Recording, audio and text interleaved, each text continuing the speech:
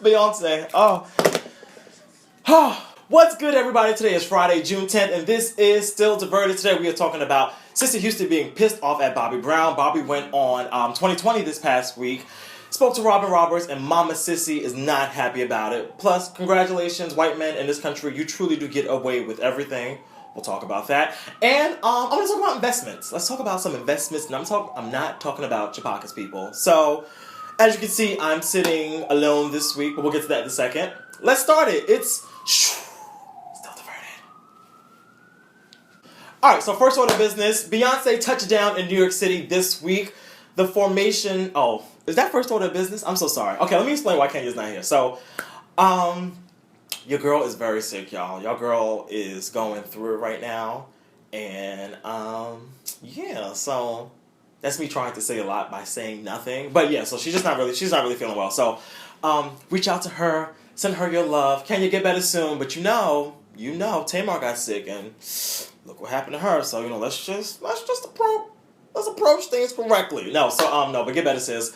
And yes. Alright, so Formation dropped down in New York City this past week. Everyone and their mother was there. And I was just sitting at home, crying with the Michael Jordan meme face because I had no money to go to the show. But shout out to my boy George, my friend George, apparently raised $300 on GoFundMe in like 4 hours to go to this Formation show. I'm just like, is this what the fuck is happening online? Like, is this really working? Because let me know, because there are certain things in my life that I need to accomplish and need to do, and seeing Beyonce is one of them. So if people are just willingly giving away money on GoFundMe for things like Beyonce concerts, sign me up. But George got some kind of plug somehow, some way, somewhere.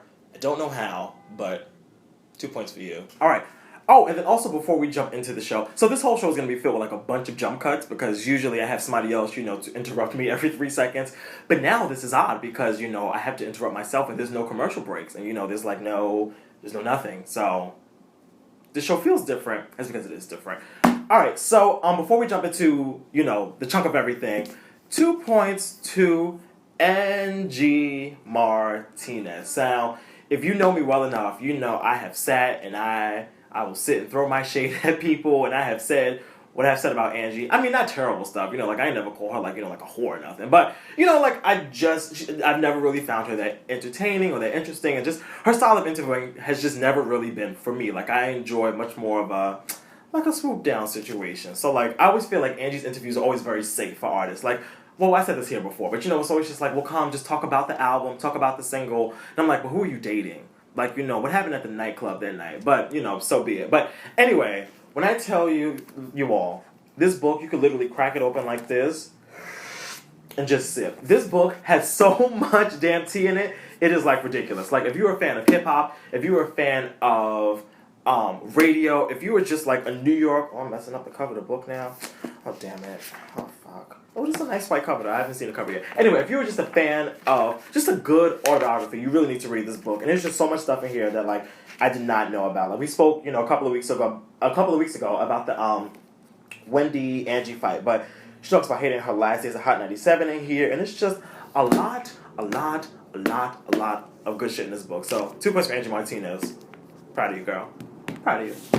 So this week, Bobby Brown sat down with Robin Roberts on 2020, and he gave a very telling interview about, I guess, the current state of his life. He spoke about how he felt responsible for the death of his daughter, Bobby Christina, and how, him and his ex-wife, dearly departed, Whitney Houston, could have done more to, I guess, save her in a sense.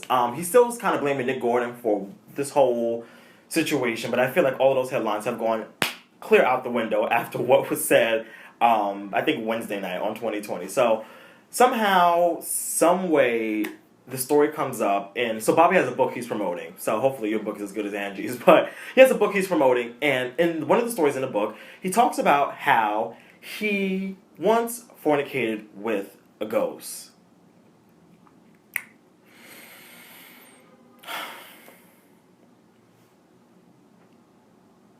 There's nothing we can do with that. There's literally nothing we can do with that story. Apparently he had sex with the ghost. Robin Roberts asked him, oh, were you high? He's like, no, I wasn't high, but the ghost just kind of creeped in my room and, put it on me and, I cracked his back. And I'm just like, how. Like, I don't even understand what that story means, or I just don't get it. Like, I really just don't get it. But he tells Robin Roberts, he says, I bought this mansion in Georgia. This was a really, really spooky place. He says, but yes, one time I woke up and yeah, a ghost. I was being mounted by a ghost.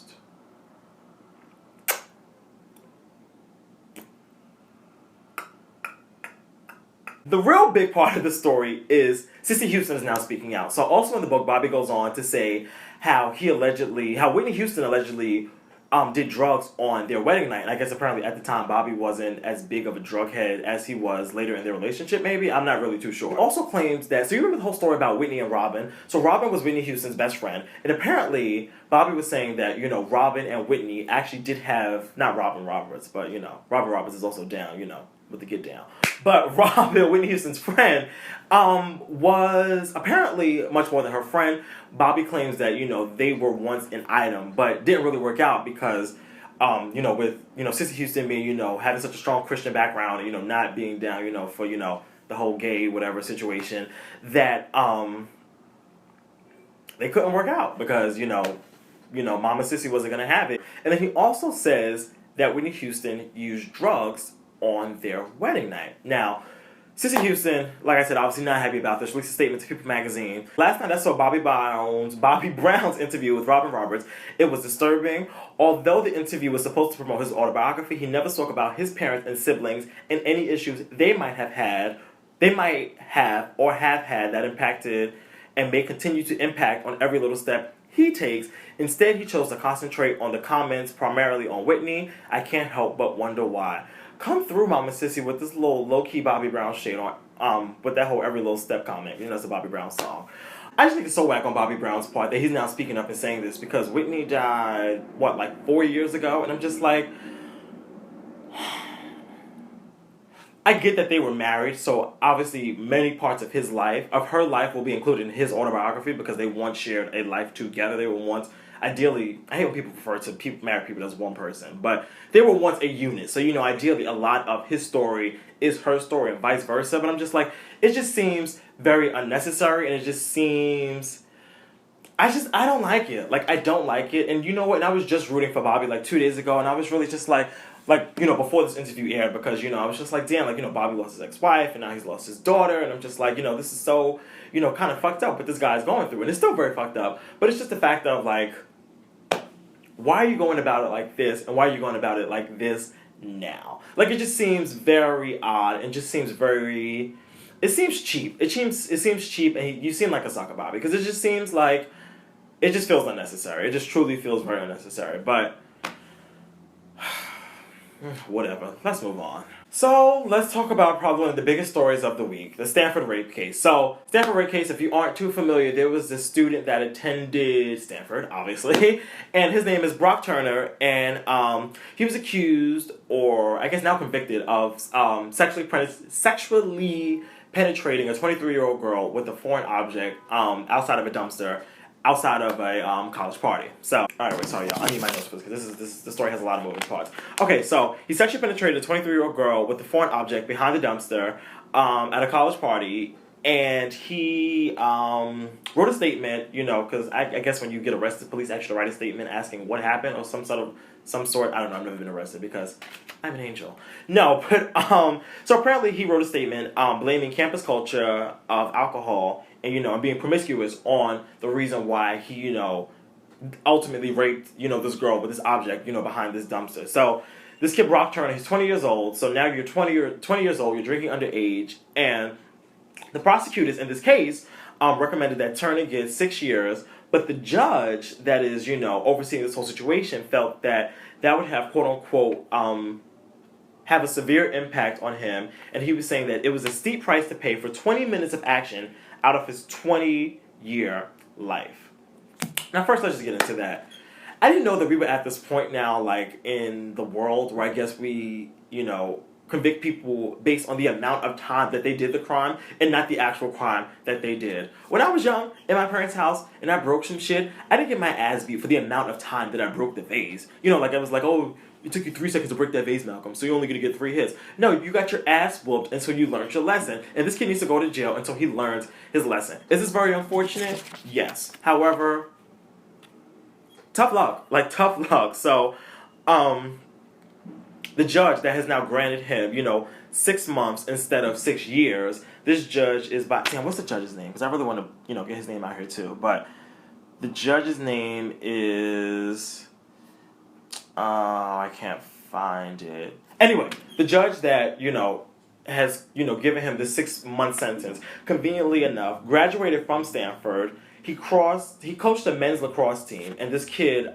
Brock Turner, is actually an athlete at the school. He's a swimmer. So I just find it very odd. There's such parallel things that, between this judge and this student. So I'm just like, it just seems real fucked up. And then all the pictures that they're using of this kid online are just, not online, in the media, like on TV. Because online, you see the mugshots. When you see it, like, on CNN, MSNBC, you keep seeing these pictures of this young lily white boy that, is just so unfortunate, to get him in a good suit and a good tie.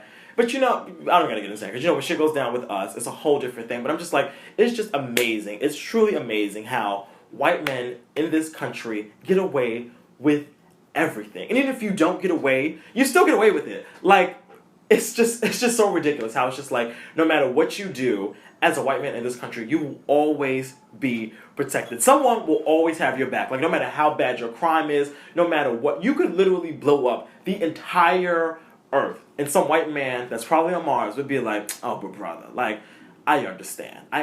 You dealt with a lot. Like, you have a lot going on. You're taking 8 classes this semester. You just have a lot on your plate. I'm just like, it is just truly, truly, truly, truly amazing how, like, white people not even white people, more so white men. White men get away with so much shit in this country.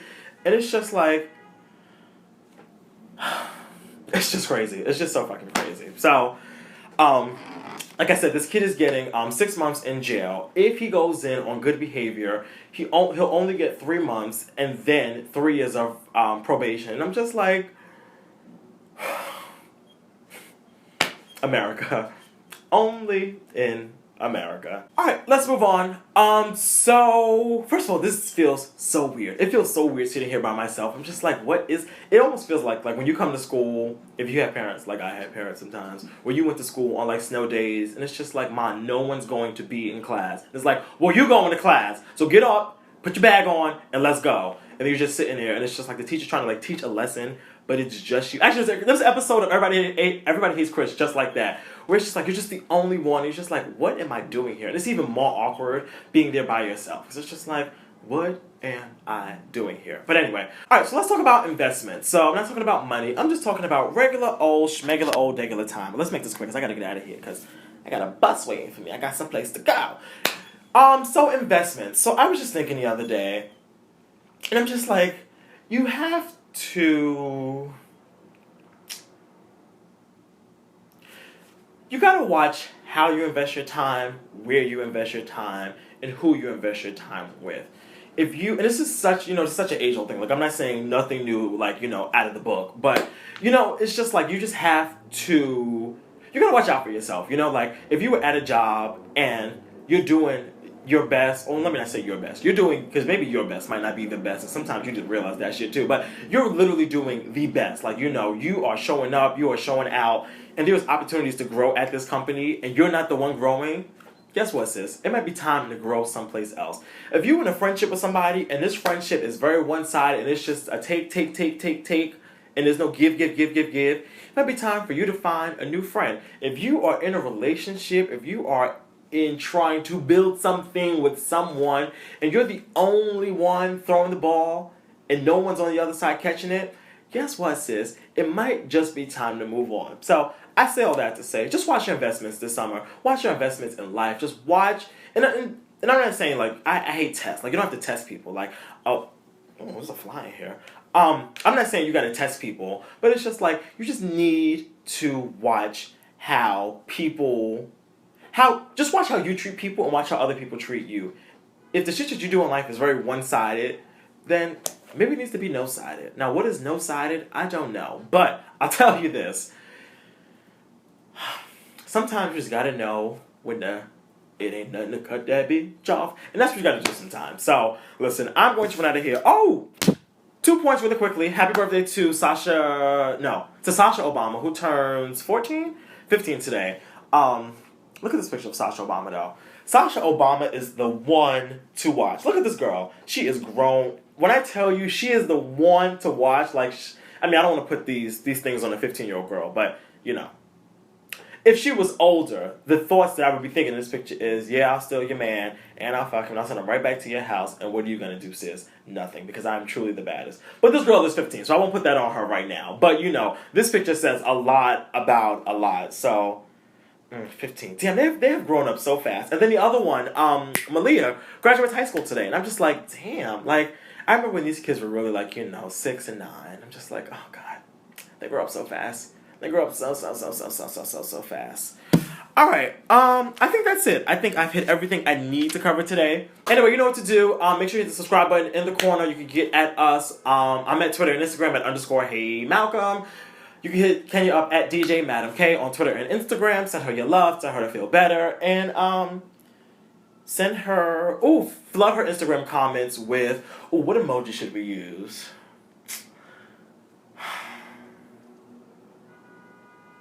Let's do the egg. No, I don't want to do the eggplant. I don't know. I can't think of an emoji. Just go in her comments and just write random emojis on Instagram.